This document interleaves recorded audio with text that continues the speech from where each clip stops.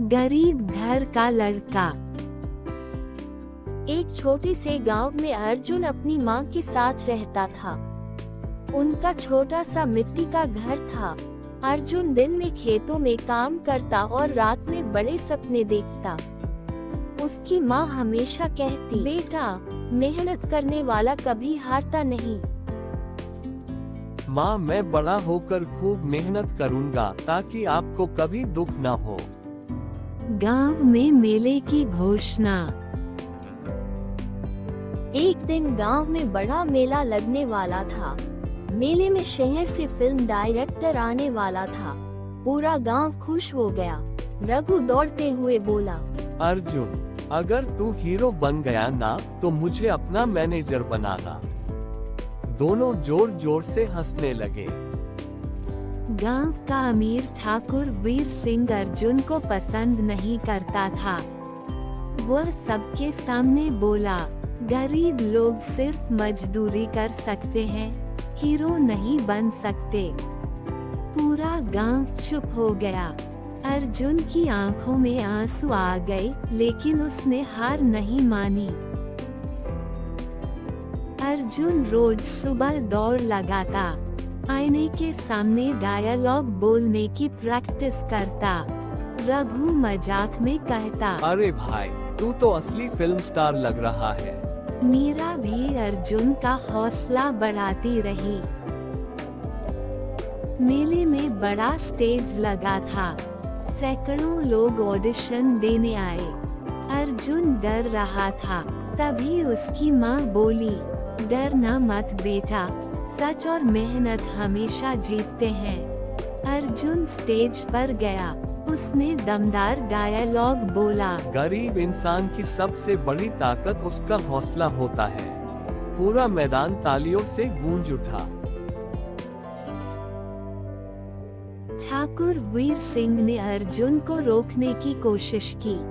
उसने झूठ फैलाया कि अर्जुन चोर है। गांव वाले अर्जुन पर शक करने लगे। अर्जुन दुखी होकर गांव छोड़ने लगा। मीरा और रघु ने असली चोर को पकड़ लिया। सबको पता चल गया कि ठाकुर झूठ बोल रहा था। गांव वालों ने अर्जुन से माफी मांगी। ठाकुर शर्म से सिर झुका लिया। फिल्म डायरेक्टर अर्जुन से बहुत प्रभावित हुआ। उसने कहा, तुम्हारे अंदर असली हीरो वाली बात है। अर्जुन को फिल्म में काम मिल गया। उसकी मां की आंखों में खुशी के आंसू आ गए। कुछ साल बाद अर्जुन बड़ा फिल्म स्टार बन गया, लेकिन उसने अपना गांव कभी नहीं छोड़ा। वह गांव के गरीब बच्चों की मदद करने लगा। मीरा और अर्जुन की शादी हो गई। पूरा गांव खुशी से झूम उठा। गांव रामपुर में एक गरीब किसान रहता था, जिसका नाम रामू था। रामू बहुत मेहनती और ईमानदार इंसान था। उसके पास थोड़ी सी जमीन थी, जिस पर वह खेती करके अपने परिवार का पालन पोषण करता था। उसके परिवार में उसकी पत्नी सीता और एक छोटा बेटा मोहन था। रामू रोज सुबह सूरज निकलने से पहले उठ जाता और खेतों में काम करने चला जाता। उसकी पत्नी सीता भी उसका पूरा साथ देती थी। दोनों मिलकर दिन रात मेहनत करते, लेकिन फिर भी उनकी आमदनी इतनी नहीं थी कि वे आराम से जीवन जी सके।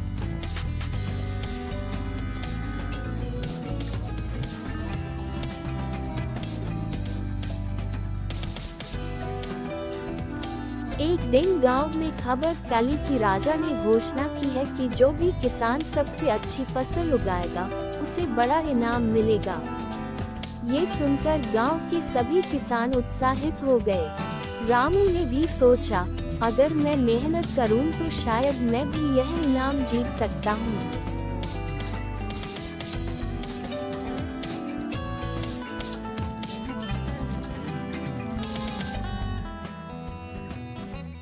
दिन बीतते गए और फसल तैयार होने लगी।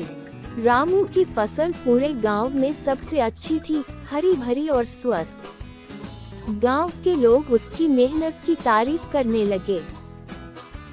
जब राजा के अधिकारी गांव में फसल देखने आए, तो उन्होंने हर खेत का निरीक्षण किया। जब वे रामू के खेत में पहुंचे, तो वे उसकी फसल देखकर चकित रह गए। उन्होंने तुरंत राजा को इसकी सूचना दी।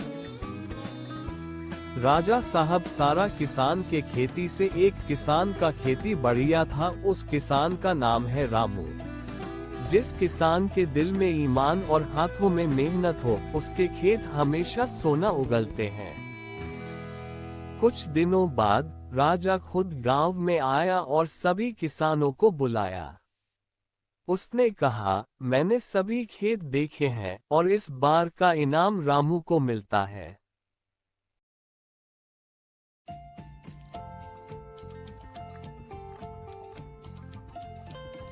एक छोटे से गांव में एक परिवार रहता था। उस परिवार में पिता रमेश, माँ सीता और उनके 2 बच्चे रवि और पूजा रहते थे। रमेश रोज सुबह जल्दी उठकर काम पर जाते थे और पूरे परिवार के लिए मेहनत करते थे। सीता घर का सारा काम संभालती थी और बच्चों का ध्यान रखती थी। एक दिन रवि और पूजा आपस में खिलौने को लेकर झगड़ने लगे। रवि बोला, यह मेरा खिलौना है। पूजा बोली, नहीं, मुझे भी खेलना है। देख पूजा, मुझसे मजाक मत किया कर, मेरा खिलौना है, मैं किसी को नहीं खिलाऊंगा। तू जाकर पापा से खिलौना खरीदवा ले, मैं अपना खिलौना छूने नहीं दूंगा तुमको। भैया, तुम्हारा आज खिलौना में से मैं खेलूंगा। शाम को मैं पापा को बोल दूंगा खिलौना लाने के लिए, अभी ही भर खिला दो। नहीं, मैं खिलाऊंगा अपना खिलौना से। दोनों जोर जोर से लड़ने लगे। तभी माँ सीता वहां आई। उन्होंने दोनों को प्यार से समझाया। बच्चों, परिवार में प्यार और बांट कर रहना बहुत जरूरी है। रवि और पूजा को अपनी गलती का एहसास हुआ। उन्होंने एक दूसरे से माफी मांगी और खिलौना साथ में खेलने लगे। शाम को जब रमेश घर आए, तो उन्होंने बच्चों को हंसते हुए खेलते देखा। उन्हें बहुत खुशी हुई। उस दिन से पूरे परिवार ने ये ठान लिया कि वे हमेशा प्यार और समझदारी से रहेंगे।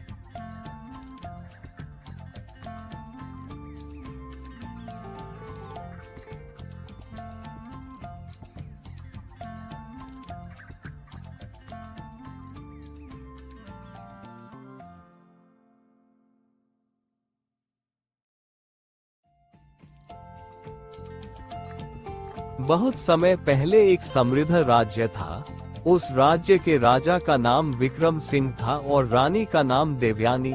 राजा न्यायप्रिय थे, लेकिन उन्हें अपने वैभव और शान और शौकत पर थोड़ा ज्यादा गर्व था। रानी समझदार और दयालु थी, जो हमेशा प्रजा के दुख सुख को समझने की कोशिश करती थी। उसी राज्य के एक छोटे से गांव में एक गरीब किसान रहता था, जिसका नाम रामू था। रामू मेहनती, ईमानदार और संतोषी इंसान था। उसकी पत्नी गीता और एक छोटा बेटा मोहन था। गरीबी के बावजूद उनका परिवार खुश रहता था, क्योंकि वे मेहनत और सच्चाई में विश्वास करते थे। एक दिन राजा ने दरबार में कहा, मेरे राज्य में कोई भी मुझसे ज्यादा मेहनती नहीं हो सकता। मैं हर चीज पर नियंत्रण रखता हूँ, इसलिए मेरी मेहनत सबसे बड़ी है।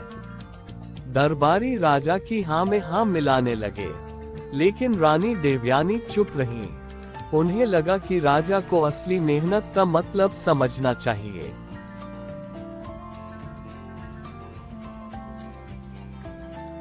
रानी ने राजा से कहा, महाराज, क्यों न आप आम लोगों के जीवन को भी समझें? शायद आपको नई सीख मिले। राजा ने चुनौती स्वीकार कर ली। उन्होंने आम आदमी के वेश में राज्य का भ्रमण करने का निर्णय लिया। राजा और रानी साधारण कपड़ों में गांव पहुंचे। वहां उन्होंने रामू किसान को खेत में कड़ी मेहनत करते देखा। तेज धूप थी, फिर भी रामू बिना रुके हल चला रहा था। राजा ने पूछा, तुम इतनी मेहनत क्यों करते हो? क्या तुम्हें थकान नहीं होती? रामू मुस्कुराकर बोला, थकान तो होती है, लेकिन यही मेहनत मेरे परिवार का पेट भरती है। मेहनत ही हमारा सहारा है। राजा और रानी रामू के घर गए। वहाँ उन्होंने देखा कि छोटा सा घर है, साधारण भोजन है, लेकिन परिवार में प्रेम और खुशी है। रामू की पत्नी गीता ने कहा, हमारे पास ज्यादा कुछ नहीं है, लेकिन जो है उसी में हम खुश हैं। भगवान ने मेहनत करने की ताकत दी है, वही सबसे बड़ी दौलत है।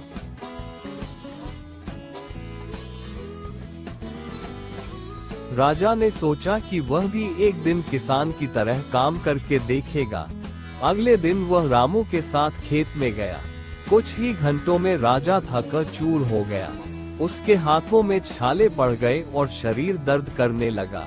रामू ने कहा, महाराज, ये तो रोज का काम है, हम इसी तरह हर दिन मेहनत करते हैं। राजा को एहसास हुआ कि असली मेहनत क्या होती है। उसने महसूस किया कि उसका काम भी महत्वपूर्ण है, लेकिन किसानों की मेहनत के बिना राज्य का अस्तित्व ही नहीं हो सकता। राजा और रानी ने अपना असली रूप दिखाया। रामू और उसका परिवार घबरा गए। राजा ने कहा, डरो मत, तुमने मुझे बहुत बड़ी सीख दी है। तुम जैसे मेहनती लोग ही इस राज्य की असली ताकत है। राजा ने रामू को इनाम में जमीन, अच्छे बीज और खेती के उपकरण दिए। साथ ही पूरे गांव के किसानों के लिए नई योजनाएं शुरू की, ताकि उनकी मेहनत का सही फल मिल सके। रानी देवयानी खुश थी कि राजा को सच्चाई समझ आ गई। उन्होंने कहा, महाराज, असली महानता दूसरों की मेहनत को समझने और उसका सम्मान करने में है। राजा ने अपने शासन में बदलाव किया। अब वह प्रजा के साथ ज्यादा समय बिताने लगा और उनकी समस्याओं को समझने लगा। रामू किसान का जीवन भी सुधर गया, लेकिन उसने अपनी सादगी और मेहनत को कभी नहीं छोड़ा। दो दोस्त रामू और राम की कहानी। रामू मेहनती, समझदार और शांत स्वभाव का लड़का। राम थोड़ा शरारती, लेकिन दिल का बहुत अच्छा। पहला भाग, बचपन की दोस्ती। गांव के एक छोटे से स्कूल में रामू और राम साथ पढ़ते थे। दोनों बचपन से पक्के दोस्त थे। एक दिन स्कूल जाते समय, राम, आज जल्दी चलो, मास्टर जी टेस्ट लेने वाले हैं। अरे रामू, इतना भी क्या डरना, जो होगा देखा जाएगा। डरने की बात नहीं है, तैयारी जरूरी है। तुम तो हमेशा पढ़ाई की ही बात करते हो। दोनों हंसते हुए स्कूल पहुंचते हैं। एक नई योजना। एक दिन स्कूल से लौटते समय उन्होंने देखा कि गांव के बाहर एक बड़ा आम का पेड़ है। रामू, देखो कितने पके हुए आम हैं। चलो तोड़ते हैं। नहीं राम, ये पेड़ ठाकुर जी का है, बिना पूछे लेना गलत है। राम कुछ सोच में पड़ जाता है। अरे रामू, इतना भी क्या डरना, जो होगा देखा जाएगा। नहीं राम, ये पेड़ ठाकुर जी का है, बिना पूछे लेना गलत है। अरे थोड़े से आम लेने से क्या होगा। तीसरा भाग, मुसीबत की शुरुआत। अगले दिन राम अकेले ही आम तोड़ने चला जाता है। अचानक पेड़ का मालिक आ जाता है। ठाकुर जी, अरे कौन है वहाँ? राम घबराकर, जी वो मैं। ठाकुर जी राम को पकड़ लेते हैं। रामू, ठाकुर जी गलती हो गई, माफ कर दीजिए। ठाकुर जी, चोरी की सजा मिलनी चाहिए। रामू, हम दोनों आपके खेत में एक हफ्ते काम करेंगे। ठाकुर जी सोचते हैं और मान जाते हैं। दोस्ती की परीक्षा। काम करते समय, राम, मैं तुमसे पहले बोले कि ठाकुर जी आम का पेड़ है, तू हमेशा सोच समझे कोई काम अच्छा नहीं करता है। रामू हमेशा सही बोलता है। रामू, मेरी गलती थी, तुम्हें सजा क्यों मिल रही है? दोस्ती में साथ निभाना पड़ता है। मैंने तुम्हारी बात नहीं मानी। गलती से सीखना ही समझदारी है। राम की आंखों में आंसू आ जाते हैं। बदलाव। एक हफ्ते बाद, ठाकुर जी, तुम दोनों ने ईमानदारी से काम किया है, मैं खुश हूँ। अब मैं बिना पूछे कभी कुछ नहीं लूंगा। धन्यवाद ठाकुर जी। दोनों दोस्त घर लौटते हैं। रामू, आज से मैं भी तुम्हारी तरह सोच समझकर काम करूंगा। रामू मुस्कुराकर, और मैं हमेशा तुम्हारा साथ दूंगा। छठा भाग, बड़ा सपना कुछ साल बाद। रामू, मैं बड़ा होकर किसान बनना चाहता हूँ और मैं शिक्षक बनूंगा। हम दोनों मिलकर गांव को आगे बढ़ाएंगे। हाँ, और बच्चों को सिखाएंगे कि ईमानदारी सबसे बड़ी ताकत है। दोनों हंसते हुए अपने सपनों की ओर बढ़ जाते हैं। एक गांव में रामलाल नाम का एक मेहनती किसान रहता था। उसके पास थोड़ी सी जमीन थी, लेकिन वह दिल से बहुत बड़ा था। रोज सुबह सूरज निकलने से पहले वह खेत में काम करने चला जाता। एक साल बारिश बहुत कम हुई। गांव के ज्यादातर किसान परेशान हो गए और खेती छोड़ने की सोचने लगे। लेकिन रामलाल ने हिम्मत नहीं हारी। उसने सोचा, मेहनत कभी बेकार नहीं जाती। पानी बचाने के लिए छोटे छोटे नालियां बनाई, खाद खुद तैयार की और रोज फसलों की देखभाल की। लोग उसका मजाक उड़ाते थे, लेकिन वह चुपचाप अपना काम करता रहा। कुछ महीनों बाद जब फसल कटने का समय आया, तो रामलाल के खेत में सबसे अच्छी फसल हुई। वही लोग जो उसका मजाक उड़ाते थे, अब उससे सलाह लेने आने लगे। रामलाल मुस्कुराया और बोला, मेहनत, धैर्य और सही सोच, यही किसान की असली ताकत है।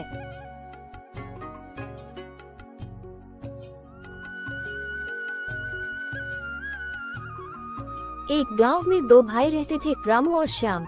रामू बड़ा था, मेहनती लेकिन गरीब। श्याम छोटा था, चालाक और अमीर बनने का सपना देखने वाला। पिता के गुजर जाने के बाद जमीन का बंटवारा हुआ। श्याम ने चालाकी से अच्छी जमीन ले ली। रामू को पथरीली, सूखी जमीन मिली। रामू रोज सुबह खेत में मेहनत करता, पसीना बहाता। श्याम ने सोचा, मेहनत क्यों, पैसा खुद आएगा। वह व्यापार में जल्द अमीर बनने के शॉर्टकट ढूंढने लगा। सूखा पड़ गया, रामू की फसल आधी रह गई, फिर भी वह हिम्मत नहीं हारा। श्याम का व्यापार गलत फैसलों से घाटे में चला गया। श्याम मुश्किल में था। रामू को पता चला तो उसने बिना शिकायत की मदद की, अनाज दिया, रहने को जगह दी। रामू बोला, भाई, पैसा मेहनत और ईमानदारी से टिकता है। श्याम को अपनी गलती समझ आई। श्याम ने शॉर्टकट छोड़ दिए। वह रामू के साथ खेत में काम करने लगा। धीरे धीरे दोनों की हालत सुधरने लगी। समय के साथ दोनों भाई खुश रहने लगे। श्याम अमीर कम, लेकिन समझदार ज्यादा बन गया।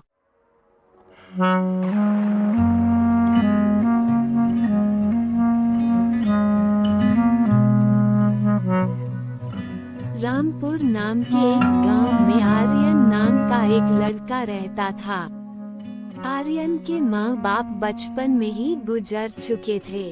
अपने पिताजी से मिली हुई थोड़ी सी जमीन पर आर्य खेती करता और अपना गुजारा कर लेता था। आर्यन का ना कोई रिश्तेदार था और न ही कोई उसके आगे पीछे था। वो अकेला ही रहता था। एक दिन ऐसे ही आर्यन खेत से आता है और वह अपने लिए खाना बनाना शुरू कर देता है। बाहर बैठी चाची हर दिन आर्यन को देखती रहती है। एक दिन चाची ने अपनी बहन से कहा, यह आर्यन कितना अच्छा लड़का है, वह सबके साथ कितने प्यार से रहता है, वह कितनी प्यार से बातें करता है। आज तक कभी किसी से कोई झगड़ा नहीं किया, लेकिन बेचारा अनाथ है। हाँ, सही बोल रही हो, मैं इसे रोज देखती हूँ। रोज बेचारा खेत में जाता है, बहुत मेहनत मजदूरी करता है और घर वापस आकर बेचारा थका हारा अपने लिए खुद ही खाना बनाता है। मुझे इस लड़के का स्वभाव बहुत अच्छा लगता है। मैं सोच रही थी कि हमारी माया के लिए ये लड़का ठीक रहेगा। क्यों ना तुम इससे बात करके शादी के लिए मना लो।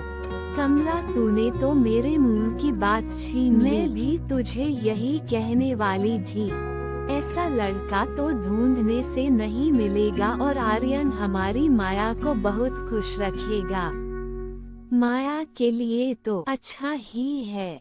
इस लड़के के माँ बाप भी नहीं है, न ही कोई रिश्तेदार है, तो माया को ज्यादा काम करने की जरूरत भी नहीं पड़ेगी।